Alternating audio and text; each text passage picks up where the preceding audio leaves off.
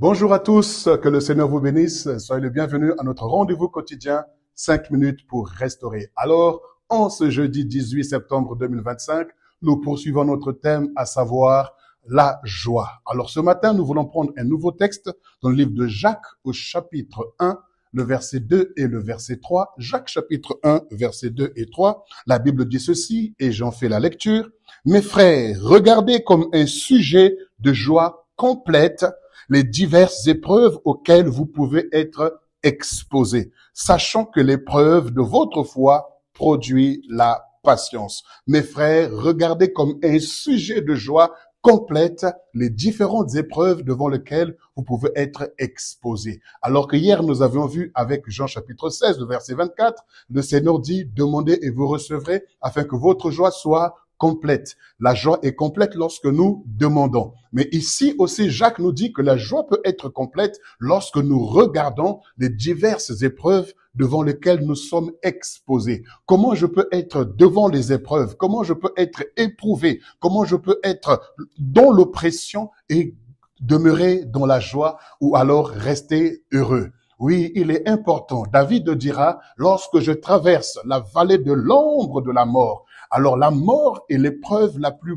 douloureuse, la plus solitaire, la plus profonde par laquelle l'homme puisse passer. Mais David dit, lorsqu'il traverse la vallée de l'ombre de la mort, il dit, je ne crains aucun mal, parce que ton bâton et ta houlette me rassurent. Il est important de voir Dieu dans nos épreuves. Il est important de vivre la présence de Dieu dans les différentes épreuves par lesquelles nous passons. Parce que lorsque nous traversons des épreuves, nous avons l'impression en fait que Dieu est loin et que Dieu il nous a abandonnés et qu'il est en train de nous regarder et qu'il est heureux de ce que nous souffrons ou nous subissons, ce par quoi nous passons. Alors que notre Dieu nous a promis, voici, je suis avec vous. C'est sa présence, je suis avec vous, c'est sa présence jusqu'à la fin du monde. Je ne vous délaisserai point, je ne vous abandonnerai point. Ça signifie que lorsque nous traversons la vallée de l'ombre de la mort, il est présent. Lorsque nous traversons la vallée de Baca, la vallée donc des pleurs, la vallée de souffrance, des douleurs, la Bible dit nous la changeons en oasis, en un lieu paisible, en un lieu vivable. Oui, le Seigneur veut que tu changes le lieu où tu te trouves. Ne reste pas abattu. Lorsque tu traverses une situation, tu es malheureux, tu es malheureuse, tu t'enfermes dans ta chambre, tu as l'impression que tout est sombre autour de toi et que personne ne pourra t'aimer, personne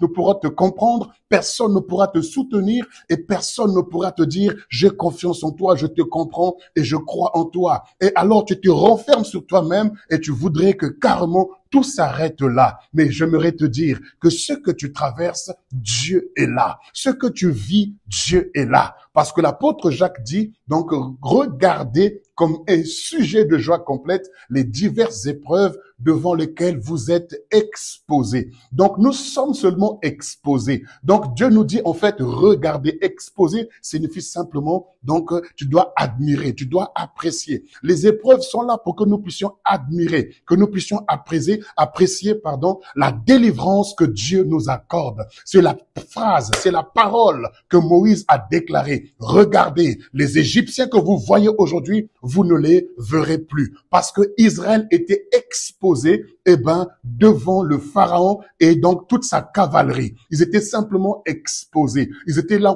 placés devant pour qu'ils puissent contempler la délivrance, la puissance de Dieu qui devait être en action. Ce par quoi tu passes, Dieu veut révéler sa grandeur. Dieu veut révéler sa puissance, sa majesté au travers des épreuves que tu veux passer. Regarde-les comme un sujet de joie parce que notre Dieu est fidèle. Il ne permettra pas que tu sois tenté au-delà de tes forces.